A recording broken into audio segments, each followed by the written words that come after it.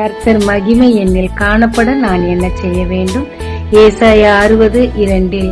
இருள் பூமியையும் காரிருள் ஜனங்களையும் மூடும், ஆனாலும் உன்மேல் கர்த்தர் உதிப்பார், அவருடைய மகிமை உன்மேல் காணப்படும். தேவானை சுற்றி இருந்த இருள் என்ன?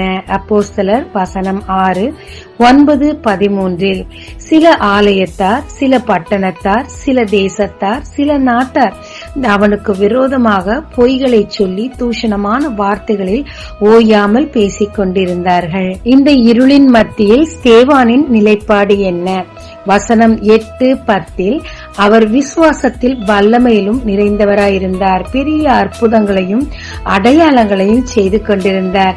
அவருடைய ஞானமுள்ள ஆவிக்கு முன்பாக ஒருவராலும் எதிர்த்து நிற்க கூடாதிருந்தது. அவருடைய முகம் தேவ தூதன் முகம் போல பிரகாசித்தது. இருளின் மத்தியில் தன்னை மறுதலியாமல் வைராகியமாய் மற்றவர்களுக்கு சத்தியத்தை சொன்ன சேவானுக்காக தேவனின் நிலைப்பாடு என்ன? அப்போஸ்தலர் 7:55-56.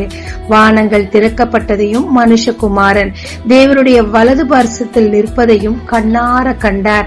தேவனுடைய மகிமை அவருக்காக பகிரங்கமாய் எல்லோர் முன்னாடியும் எழுந்தருளியது. தேவானுக்கு ஏற்பட்ட இருள் அவர் மூலமாக வெளிப்பட்ட தேவ மகிமையை கண்ணார கண்டு காதால கேட்ட கூட்டத்தில் சவுலும் ஒருவர். பிற்காலத்தில் அவரை பிரதான அப்போஸ்தலனாக தேவன் ஏற்படுத்தி அவர் மூலம் இன்றளவும் சபையின் ரகசியங்களை தெரிந்து கொள்ள கர்த்தர் அவரை தெரிந்து கொண்டார்.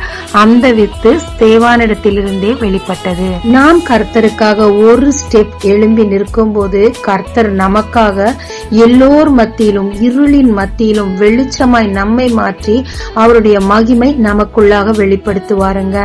எத்தனை விரோதமான கூட்டங்கள் உங்களுக்கு விரோதமாய் வந்திருந்தாலும், பொய்யாலும் தூஷணங்களாலும் நிறைந்திருந்தாலும் தேவனுக்காக வைராகியமாய் நில்லுங்க.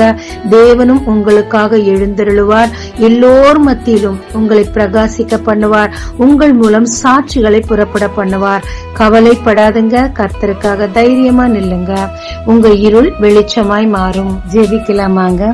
தேவரே, இருள் என்னை சூழ்ந்துள்ளது, தூஷணமும் பொய்களாலும் நான் நிறைந்திருக்கிறேன். ஸ்தேவானை போல உமக்காக வைராகியமாய் நிற்கவும், மகிமை என்னில் வெளிப்படவும், என் மூலம் அநேகர் உம்மை கண்டு கொள்ளவும் கிருபை தாரும். இயேசு மூலம் பிதாவே, ஆமென். இயேசு கிறிஸ்துவின் நாமத்தில் இந்த நாளில் உங்களை ஆசீர்வதிக்கும் ஜீசஸ் விஷன்.